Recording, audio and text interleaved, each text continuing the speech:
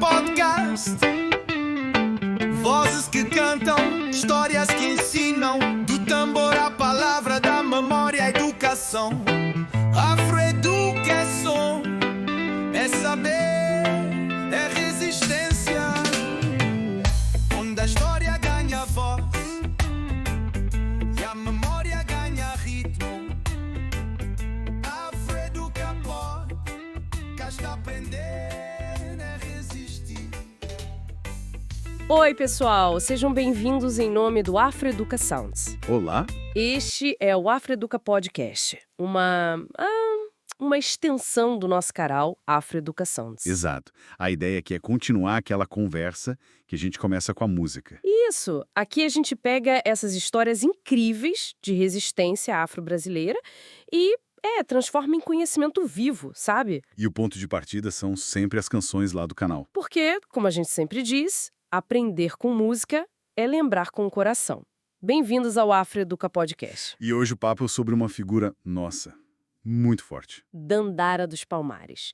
Guerreira, líder, um símbolo gigante da luta contra a escravidão no Quilombo dos Palmares. Que inspirou, né, a canção Dandara, Guerreira Sem Coroa, lá do Afroeduca Sounds. Exatamente. Então, vamos mergulhar nisso. Quem foi Dandara, afinal? O que a gente sabe sobre ela? Olha, o que a gente tem, assim, de informação, coloca ela como uma figura central, né? Lá no Quilombo dos Palmares, século XVII. Mas é complicado achar registro oficial, né, sobre a origem dela, por exemplo. Isso é um problema recorrente. Infelizmente, muitas histórias de mulheres negras dessa época ficaram meio apagadas dos registros formais. Entendi. E pra gente entender a Dandara, tem que entender Palmares primeiro, né? Que lugar era aquele? Com certeza. Palmares era... Uau!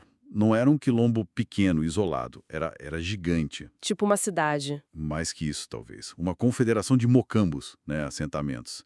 Estimativas falam em, sei lá, até 30 mil pessoas. Nossa, muita gente. Sim.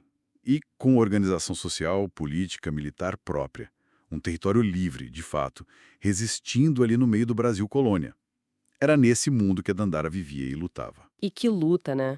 As histórias falam muito das habilidades dela como guerreira. Falam, sim, tem relatos, muito na tradição oral, que descrevem ela dominando a capoeira.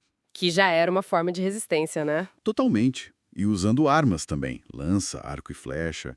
Mas, é importante dizer, não era só combate físico. Tinha parte estratégica também. Exato. Estrategista militar, ativa nas decisões políticas, na organização da vida lá, produção de alimentos, manter as tradições vivas, uma líder completa. E a relação dela com o zumbi, ela era companheira dele, mas parece que tinha ideias próprias, bem firmes. É o que tudo indica.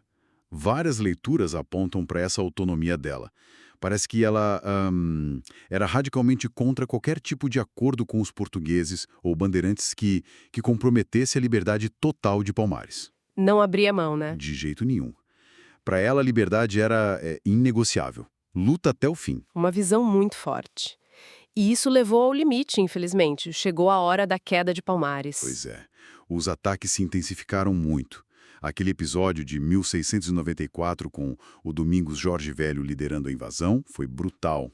Destruíram o mocambo principal, o macaco, né? Sim, depois de um cerco pesado. E é aí que as narrativas colocam a captura de Dandara. E o fim dela. É uma imagem poderosa, né? Muito. A história que ficou muito forte na oralidade é que, para não voltar a ser escravizada, ela preferiu a morte. Se jogou de um penhasco. Que ato de resistência final. Exatamente. Não é visto como derrota, mas como a afirmação máxima da liberdade, a recusa total da submissão. É um símbolo de coragem absurdo. Um símbolo que a história oficial tentou esconder por muito tempo. Tentou, mas não conseguiu apagar, né? A memória dela sobreviveu, passou de boca em boca, nas lutas do povo negro. E hoje ela tá aí, super reconhecida, um ícone da resistência da mulher negra. Nome de rua, de escola, de coletivo. Totalmente. E essa força toda tá muito presente na música que a gente mencionou, Dandara, Guerreira Sem Coroa. A música ajuda a contar essa história, né? Ajuda muito.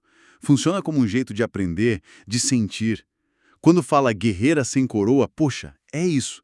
O protagonismo que tentaram negar, mas a realeza simbólica tá ali. E o verso preferiu o abismo ao cativeiro. resume o ato final dela de um jeito. Impactante, né? E a música ainda faz uma coisa legal. Conecta a Dandara com outras gigantes. Maria Felipa, Teresa de Benguela, Carolina de Jesus. Mostra que essa força continua, né? Exato. Na Marcha das Negras, na Poeta Marginal, mostra que o espírito de luta da Dandara está vivo hoje, em outras mulheres, em outras frentes. Sem dúvida. Olhar para Dandara é olhar para uma líder, uma guerreira, mas acima de tudo para um símbolo que não se apaga, de luta por liberdade e por dignidade. É uma história que inspira a gente a continuar buscando, né? Valorizando essas narrativas de resistência que muitas vezes ficam à margem. Com certeza, uma inspiração fundamental. E fica a pergunta, talvez, quantas outras Dandaras a história ainda não nos contou direito? E o que a gente pode fazer para que essas memórias não se percam? Uma ótima reflexão para a gente levar. Bom, pessoal, por hoje é isso. A gente agradece demais a companhia de vocês. E fica o convite, se inscrevam no canal Afroeducação para ouvir as músicas e aqui no Afroeduca Podcast para continuar essas conversas. Prometemos trazer mais histórias de resistência, mais conhecimento compartilhado. Valeu! Até a próxima, gente. Tchau, tchau. Afroeduca Podcast. Vozes que cantam, histórias que ensinam. Do tambor à palavra, da memória à educação.